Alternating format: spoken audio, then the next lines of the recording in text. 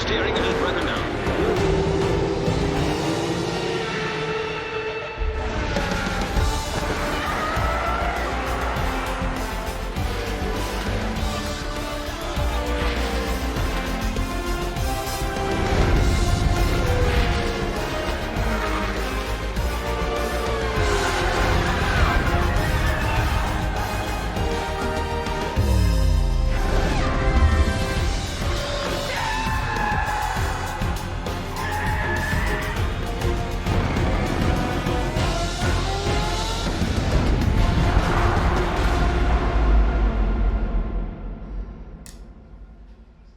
Once again, it's a Sunday and the gladiators are ready for the 1023rd Formula One World Championship Grand Prix, which happens to be round 5 in 2020 and happens to celebrate the 70th anniversary of the Formula One World Championship, born here at Silverstone in 1950.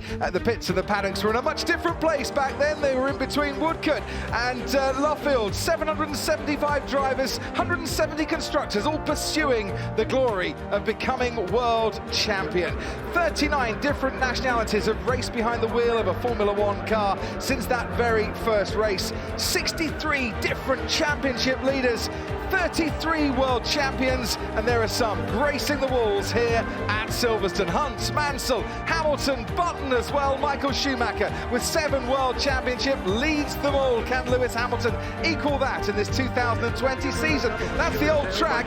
Back in 1950 there was no Ferrari that weekend. It was the Alphas that put on a show. Dr. Giuseppe Farina going on to win that first Grand Prix.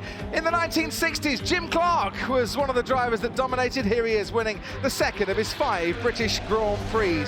Frank Williams, the longest-serving continuous Formula One team principal, 10 years after his debut, he won for the first time. Clay Regazzoni here at Silverstone, and it's Williams again in 1987. Nigel Mansell overtaking Nelson Piquet on his way to victory.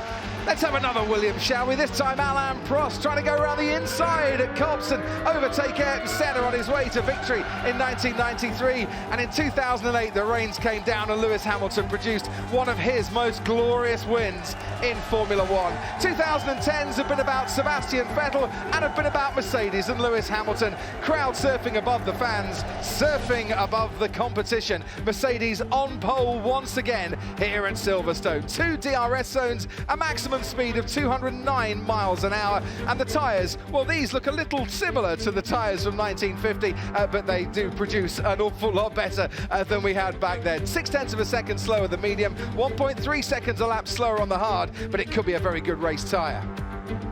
Here's the starting grid then. Valtteri Bottas for Mercedes, 13th career pole. It's a 67th front row lockout for the Brackley-based team. Nico Hülkenberg, his highest grid spot since Austria 2016, alongside Max Verstappen on row 2. Daniel Ricciardo matches Renault's best qualifying this year. He has Lance Stroll for company in 6th. And 7th, Pierre Gasly matching AlphaTauri's best qualifying of the season, alongside Charles Leclerc in the Ferrari.